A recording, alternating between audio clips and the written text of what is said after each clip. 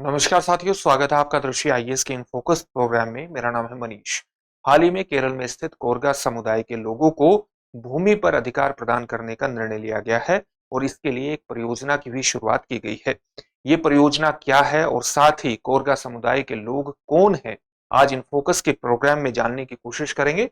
सबसे पहले देखते हैं कि इस पूरे टॉपिक के अंतर्गत किन पक्षों पर बात होगी। सबसे पहले हमने उस खबर को जान लिया है जिसके कारण ये पूरा टॉपिक चर्चा में है, यानी कोरगा समुदाय के लोगों को भूमि पर अधिकार प्रदान करने का निर्णय लिया गया है। इसी के कारण ये पूरा टॉपिक चर्चा में आता है।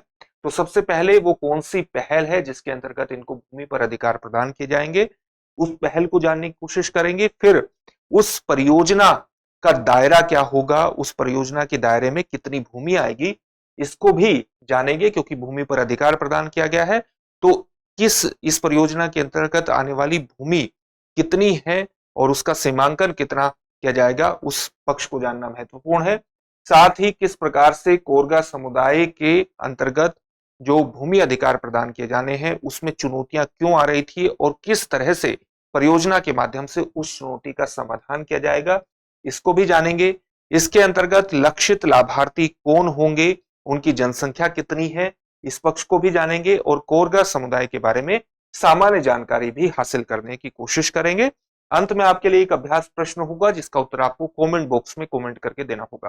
ये जो पूरा विषय है यूपीएससी की मुख्य परीक्षा के सामान्य अध्ययन प्रश्न पत्र 2 से जुड़ेगा, उसके आदिवासी या सामाजिक न्याय जैसे खंडों से जोड़ करके आप इसे देख सकते हैं। हम अपने प्रोग्राम में आगे बढ़े उससे पहले आप हमारे चैनल को सब्सक्राइब जरूर करिए और बेल आइकन दबाइए ताकि सभी प्रोग्राम का नोटिफिकेशन आपको मिल जाए। इन प्रोग्राम से आप जुड़े, इनका लाभ उठाएं।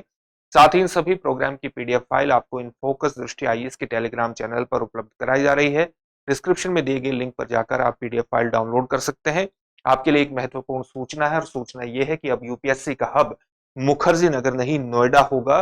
दृष्टि आईएएस मुखर्जी नगर की क्लासेस अब नोएडा में शिफ्ट हो चुकी हैं।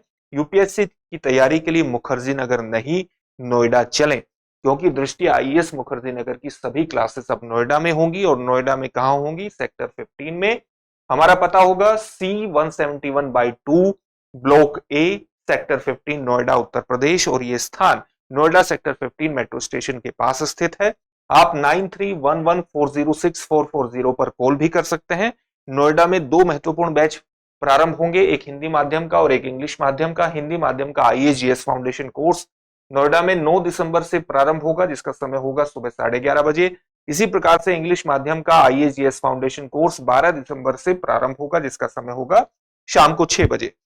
लखनऊ में भी महत्वपूर्ण बैच प्रारंभ होने जा रहे हैं। हिंदी माध्यम का जीएस फाउंडेशन कोर्स 29 नवंबर से प्रारंभ हो रहा है जिसका समय होगा सुबह 11:30 बजे।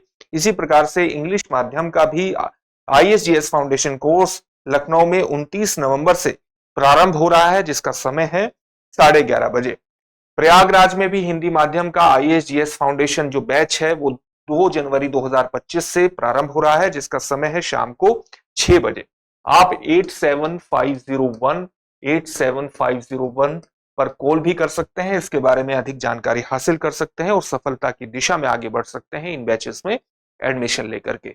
हमने खबर को जान लिया है और खबर यही है कि हाल ही में केरल में एक महत्वपूर्ण निर्णय लिया गया है। केरल में स्थित, खासतौर से केरल के कासरगोड में स्थित कोरगा समुदाय के लोगों को भूमि अधिकार प्रदान करने का निर्णय लिया गया है और ये एक विशेष पहल के अंतर्गत ये निर्णय लिया गया है और उस पहल का नाम है ऑपरेशन इस्माइल परियोजना, जिसकी शुरुआत कासरगोड जिले में 30 नवंबर 2024 को की जाएगी। ये बेसिक जानकारी है।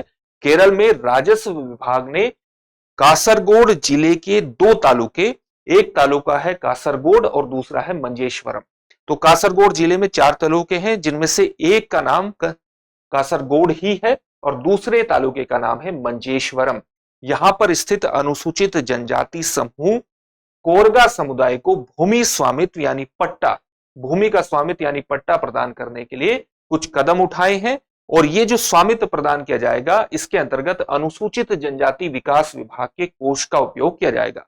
ये जो पहल है ऑपरेशन इस्माइल नामक एक परियोजना के तहत की गई है जिसका उद्घाटन कासरगोड जिले में कब किया जाएगा? 29 नवंबर 2024 को किया जाएगा। ऑपरेशन इस्माइल में ग्राम पंचायत, जनजातीय विस्तार यानी ट्राइबल एक्सटेंशन और ग्राम कार्यालयों के सर्वेक्षक और अधिकारी और साथ ही कोरगा समुदाय के बुजुर्ग और प्रमोटर शामिल होंगे, ताकि एक पूरी तरह से पारदर्शी प्रक्रिया अपनाई जाए पट्टा प्रदान करने के अंतर्गत कोरगा समुदाय के लोगों को। तो ये इसके बारे में सामान्य जानकारी हुई। इस पहल के बारे में, इस परियोजना के दायरे के अंतर्गत कौन कौन सी चीजें आएंगी, कौन कौन से गांव आएंगे, कितने गांव आएंगे, कितनी भूमि आएगी।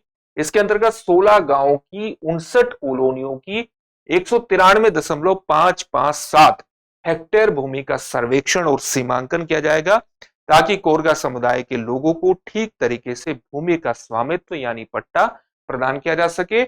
और इसमें विशेष तौर से इस बात का ध्यान रखा जाएगा कि सभी दस्तावेजीकरण ठीक तरीके से किए जाए, उचित तरीके से किया जाए, क्योंकि कोरगा समुदाय के लोगों के पास भूमि तो पहले से थी, लेकिन दस्तावेजों के गुमने के कारण, खो जाने के कारण वे अपने भूमि पर अधिकारों को जता नहीं पा रहे थे और उसका प्रयोग भी नहीं कर पा रहे थे, जिससे बहुत भूमि उनकी बंजर हो गई और बहुत सी भूमि वन आच्छादित हो गई।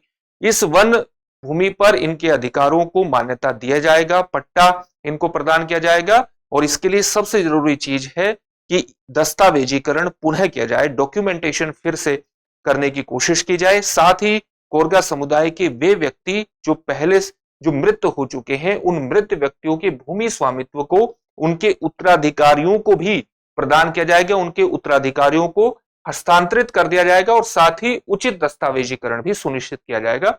इसलिए इस प्रकार से एक महत्वपूर्ण परियोजना आ जाती है।